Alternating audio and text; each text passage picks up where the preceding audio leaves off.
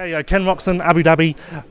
Today was eventful. Interesting. Yes, I don't really know how to lead this interview, but first of all, I genuinely thought you had no shot at a top 5 from the second row. Not because you're not a good rider. Me neither, especially after the heat race and everything. Not because you're not the best rider here, because everyone knows you are, but I genuinely thought there was no way you were going to get a sniff of 6th. For you to do what you did, I have no idea how you did it, and many other riders have said to me that they have absolutely no understanding of how you made that possible. I was a bit stressed too, not gonna lie. Honestly, I've been, out of all the overseas races, I probably felt the shittiest today, not gonna lie. I was so tired. The third day seems like it's always the worst. Like my sleeping regressed as I was here, so I either have to come in later or like way earlier. But yeah, today was just off for me, honestly. I was so tired. I even went back to the hotel to take a nap, almost missed opening ceremonies. So I didn't really feel like I was on my game. But then I honestly don't know. And I'm with you. Like, I was like, man, I'm screwed here because my heat race was garbage. Didn't even make it to the super pole, right? And I was like, dang, I don't know what's going to happen here because this is some very, very unique racing, right? Out here with that track, it wasn't that fun, honestly. So then, yeah, I don't know. I made, especially in the first one, in the first one, I made so many passes happen. I'm like, holy crap, you know? It was kind of cool.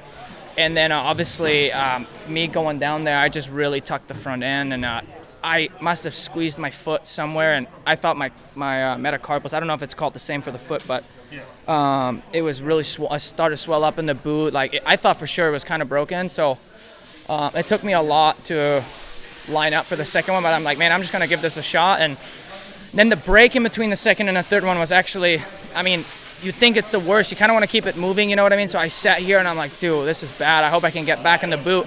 But I took some ibuprofen and it was actually better in the third one. I really hyped myself up before the last main. I was screaming and tooting and hollering down on the gate just to get some adrenaline going and everything. And yeah, I don't know. I kind of got to the front, and then it was smooth sailing from then on. And that was probably the most fun I've had in the end, just because I actually had some clear track.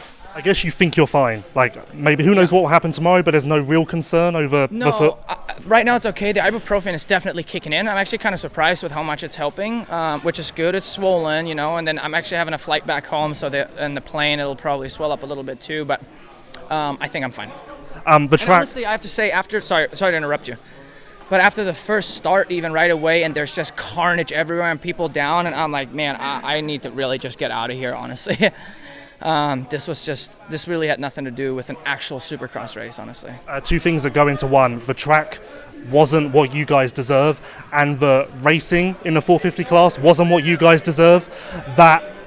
That's something needs to be done about that, because if that's what the World Supercross Championship is, then that's not a good representation of the series or our sport. No, and honestly, and I think everybody's on board. I mean, I didn't complain. I didn't say anything about anybody, but when you hear how mad people are about Freeze and his style of racing and stuff, and he thinks it's totally okay. I mean, we're all good with hard racing and some bar banging, but shit, man, at some point, you know, there's a freaking limit. And luckily, I stayed out of it for the most part. I got bumped around a little bit in the heat race. But, man, this was, this was different. I've never seen so much carnage and so much close racing and bodies flying left and right and bikes shooting all over the place in my life. So, man, this was something else. Makes you appreciate what we've got elsewhere, huh?